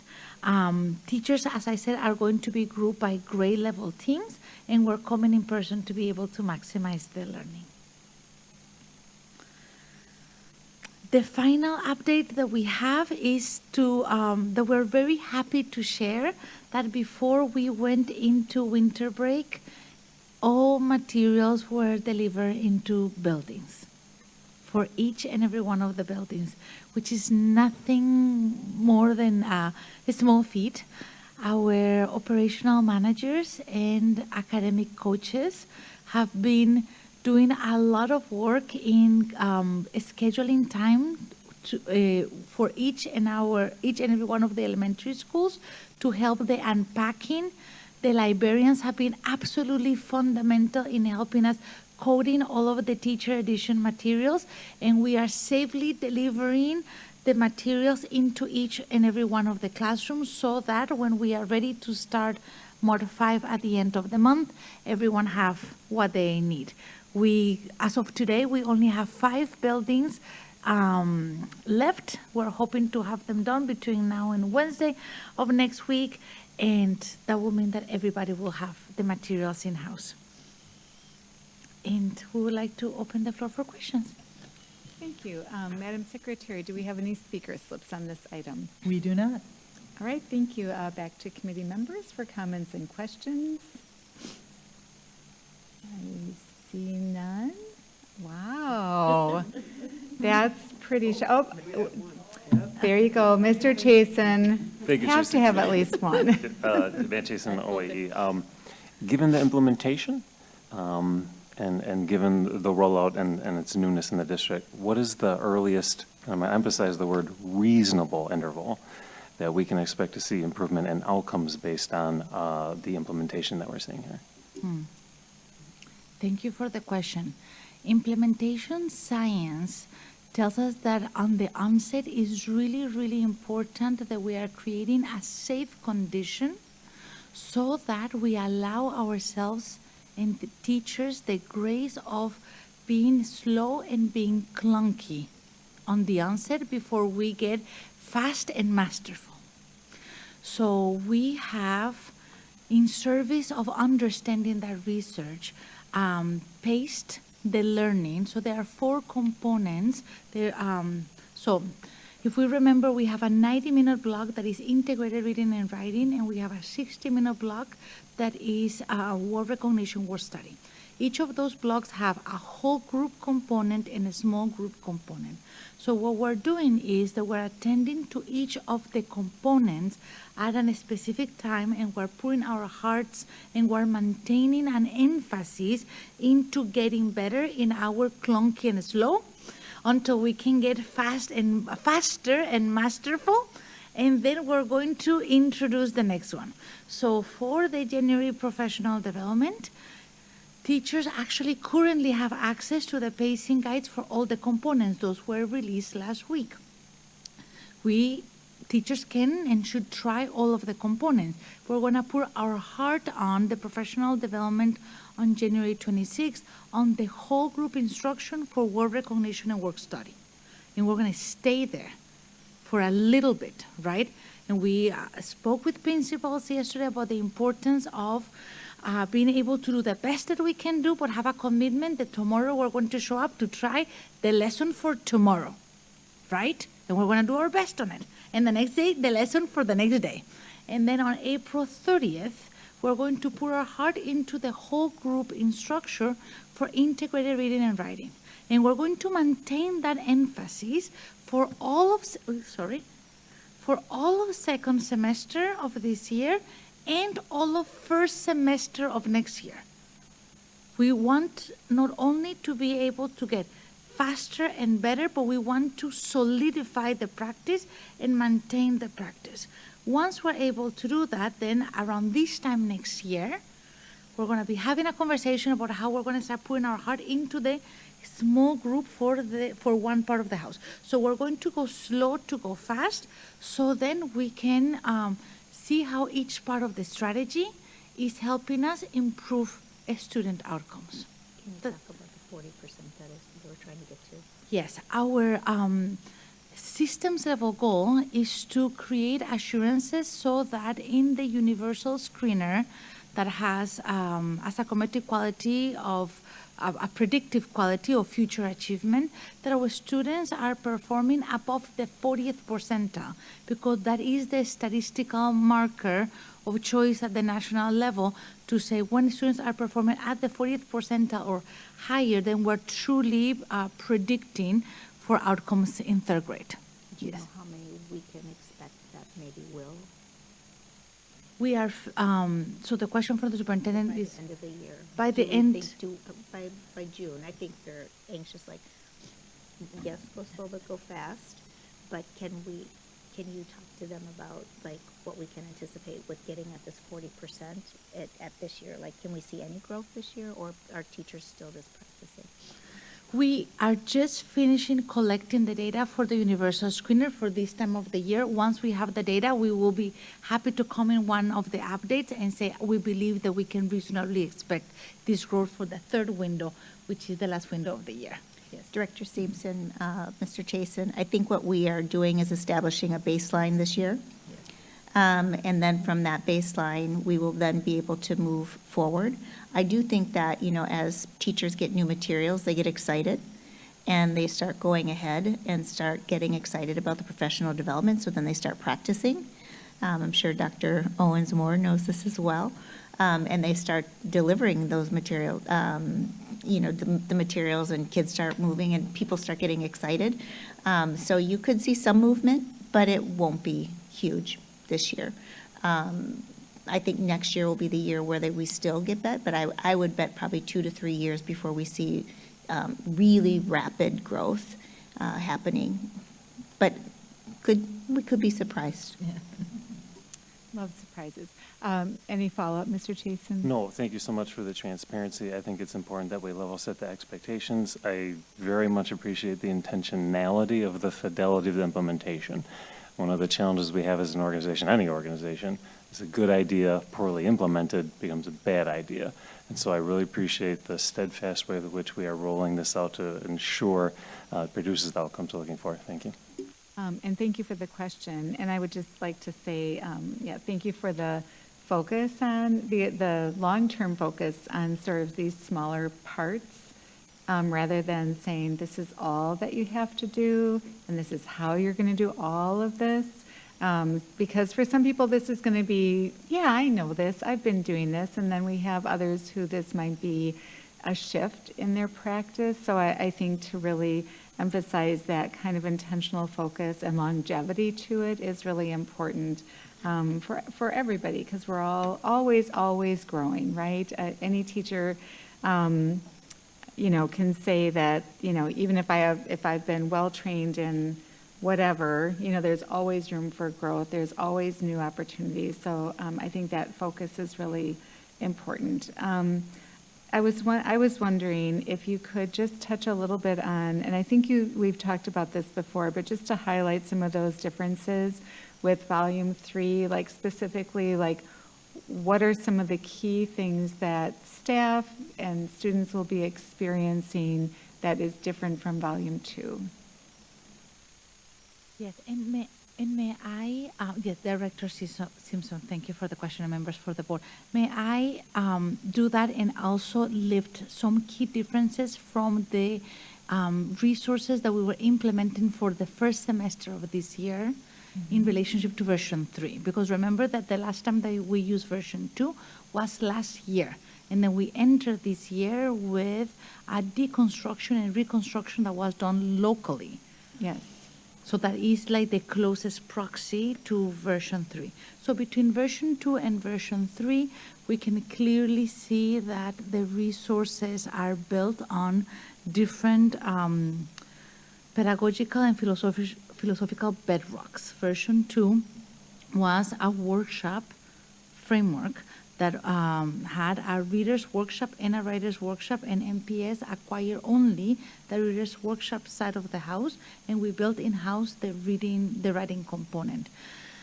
When we did the deconstruction and reconstruction that we used during first semester, we were able to integrate back the writing, but then we were leading 3 times a week with a reading lesson and 2 times a week with a writing lesson as a way for us to be able to make sense of that.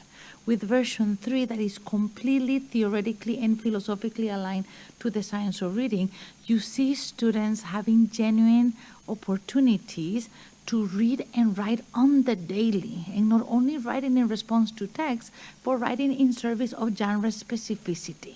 So that is something for which we're very, very, very excited, because the research is very clear on that, right? If we have access to grade level text that is rich enough for us to be able to engage in powerful conversations that are connected to an essential question, so I'm building my linguistic schema, then I can go into deeper functions of language. And thus, reading and writing can be done in a way that makes sense and opens the appetite of the learner. So that is something for which I believe we are going to organizationally be very, very excited. On the word recognition side of the house, because it was version 2 was a workshop, the scope and sequence, the routines, and the rigor in which phonics was being taught was secondary because reading comprehension was prioritized. On the resources that we use for second semester, we were attending to daily phonics instruction, and we were using a structured literacy, which is what we currently have, with the complexity that we did not have the physical materials to be able to do that. So now our teachers have a level of support in the sense that they are familiar with the expectation of the resource, but now they have the decodable text, now they have access to the teacher manual, so they don't have to navigate through some of those technical complexities. Thank you. I really appreciate taking the time to kind of go into that, and I'm sure, at least I'm hoping that our staff also sees that and kind of helps lift a little bit of the weight that people were under. We started this year, and as you said, in-house we were trying to meet, do our best, right, to provide good, solid instruction to our students. So I'm just hoping with this transition that it lightens the load a little bit for everybody and makes the path forward easier. So thank you for taking time to go through that. Of course, thank you for the questions. Any other questions from committee members? All right, I think we're good. Thank you so much again. Look forward to next month and getting an update. Madam Secretary, next item, please. Madam Chair, item 5 is update with possible action on the academic literacy plan for family and community engagement. This is an informational item, and although it has been noticed for possible action, no action is required. Would administration please present this item? Chair Simpson and members of the committee, Brenda Casella, Superintendent. Tonight, administration will provide an update on the academic literacy strategy focused on family and community engagement. This work is grounded in the belief that all will read and all will teach, and recognizes caregivers as essential partners in supporting student literacy. The presentation will highlight high leverage practices the district is using to strengthen engagement and support literacy development. To give this report, I'm joined by Chief Mims Howell and Dr. Gabriela Jimenez. Following this presentation, we'll be happy to address any questions you have. Director Simpson, members of the board, Gabriela Jimenez, Academic Superintendent for Literacy. Very excited to answer the questions that you had about family and community engagement. Our commitment continues to be the same. All will read and all will teach, but understanding and recognizing that MPS exists within a community, and that we have families and communities that have an appetite and a willingness to be able to come alongside us to realize this aspiration for all of the babies in the city. So the conversation today is about family and community engagement, and we would like to start by operationalizing this term of caregivers. You heard in the presentation that we just had for the update on the literacy plan, they were engaging in letters training for administrators. So this content comes directly, we're tearing a page from the collective learning that we're doing, so that we continue to be aligned as an organization. So this idea that caregivers can be parents, relatives, or a legal guardian that is responsible first and foremost for the health and the wealth of the student. And that caregivers, along with the community at large, are the bedrock, and they are the stakeholders that we service and for whom the strategy is completely designed. One of the things that is really important for implementation of high-quality instructional materials in science of reading is that we are holding each other to a threshold of research, of experimental and quasi-experimental research. We want to engage in instructional practices that have been tried and are true. And we are fortunate to know and to have access to resources and to research that already describes what are some high leverage processes and practices that have been proven to have the greatest effect on engaging caregivers to support student achievement and development for literacy. So these are the 7. The first one is to really create systems and supports that allow us to engage in conversations or candid conversations on how to create literacy-friendly home environments. So this means that we are going to be able to deploy and leverage human resources like parent coordinators at schools to create spaces to talk about the importance of, for example, ensuring that doing homework is something that is stress-free for students. I don't know about you, but I'm like circa 1978. I'm the oldest of 5, and there were times in my house where doing homework was not like a really happy thing. My mom had only 7 minutes for each of us to be able to do it, and if one of the siblings was a little bit behind on it, that created a little bit of tension, and that did not result in a really literacy-friendly environment because you only had so many minutes to be able to do this. And having that type of candid conversation is saying, if we're going to engage in reading and writing, allow us, while the kiddos are at school, to do the very hard work of teaching, but help us by creating a condition in which students are not going to develop an aversion for reading and writing outside of the times of school. Another one is teaching caregivers on how to engage on ongoing conversations. I am a parent of 4, and I often find myself in a place in which I'm trying to create communication efficiencies, and I'm asking questions that have a single answer, and I'm looking for a yes and a no. But we know how important language is to literacy, so we're creating conditions in which we want families and caregivers to engage in what we call a drive to 5. Where there are 5 interactions, where I'm asking something, you are responding, I'm responding to that, you're doing that, and we're doing that at least 5 times. And that requires us to have permission to be able to do those things. Research is telling us that there's a big connection between language and literacy, and we want to unlock that so it is not mystified, so then we can allow ourselves the opportunities to be able to do that. Also ensuring that caregivers have high expectations for their child's literacy development, which means that we are also going to create spaces in which we are in transparency, sharing with caregivers, these are the things that we're learning in school. And it's perfectly fine if you're asking for support for those very things, right? And holding us to a high expectation to be able to do that. Also assisting caregivers in making reading enjoyable outside of school, right? Like, are we able to find these places, these minutes, right? Do we carry something in our purse so when we're sitting and waiting for an appointment, we can pull it, right? Like, there are many ways to engage in literacy. Also encourage caregivers to use their home language. Long are the days where we're telling families that for the benefit of the student, they should only speak English because that is what they're going to have the highest utility. We are our truest self in our home language. We want our students to know their families, to be proud of who they are. And then that results into greater opportunities, linguistic opportunities that can be leveraged at school.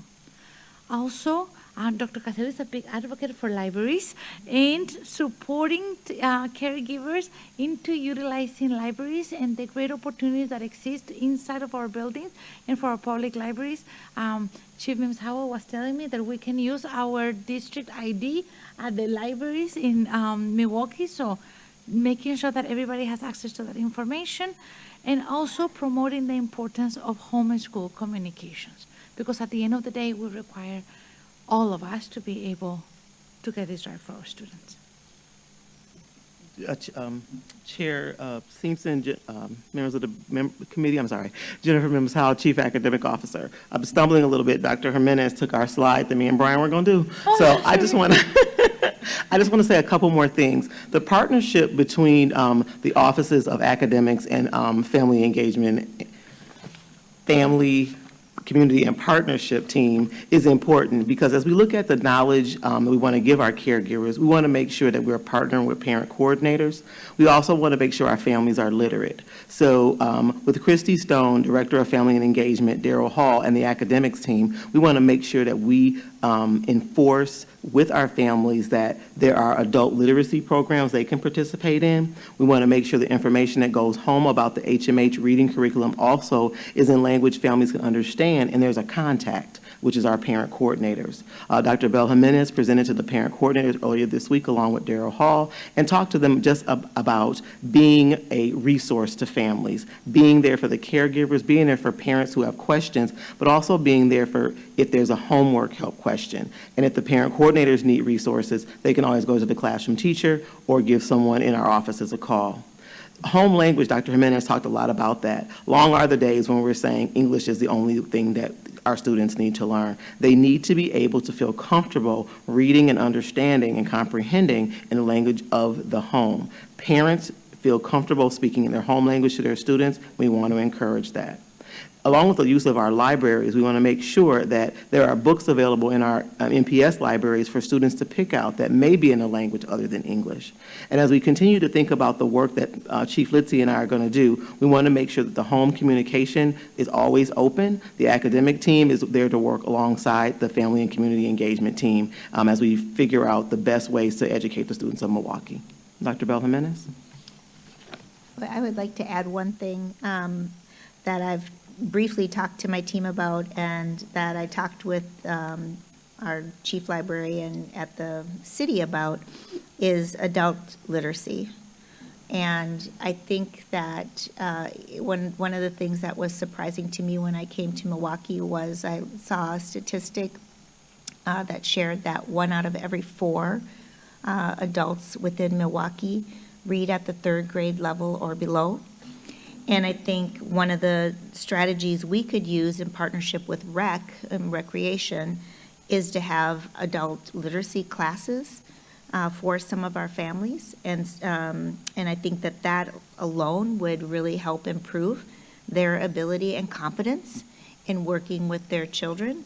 And so I'd love to find ways to work with our parent coordinators, with rec department, and our city librarians to offer more adult education opportunities for literacy. Thank you. Yeah, that's a fabulous idea. Any way that we can kind of build those bridges is really important to our community. Madam Secretary, do we have any members of the public who wish to make comments? We do not. All righty. Committee members for questions and comments. President Zomborn. Thank you, Chair Simpson. This is more of just a comment to thank the Common Council, actually, for expanding Sunday library hours. There was a budget veto that they overrode to make sure that we would have Sunday library hours, and I think that's so important for our families to be able to have that access, and not just access for books, but a safe place to do homework or learn. Because sometimes our homes, especially when we have large families, can be distracting. So just want to thank the Common Council for those Sunday library hours. Thank you very much, President Zomborn. Yes, in general, just a plug for our public libraries. They're a great resource. Administration? Director Simpson and members, one other thing I forgot to mention is that we do have the Common School Fund, thanks to all of the state of Wisconsin taxpayers. And, we will be looking at that fund to be sure that we are using it wisely in terms of instructional materials. And so I just wanted to make sure that you knew that we'll be beefing up our libraries and with a lot of instructional materials. Yay, that is wonderful to hear. Thank you so much. All right, thank you for the presentation, and I see no other comments or questions from the committee. So, Madam Secretary, next item, please. Madam Chair, that was the last item on this meeting's agenda. Thank you very much. I hope everybody has a wonderful evening. But as a reminder, a special meeting will begin shortly. There being no further business before this committee, we stand adjourned. Thank you.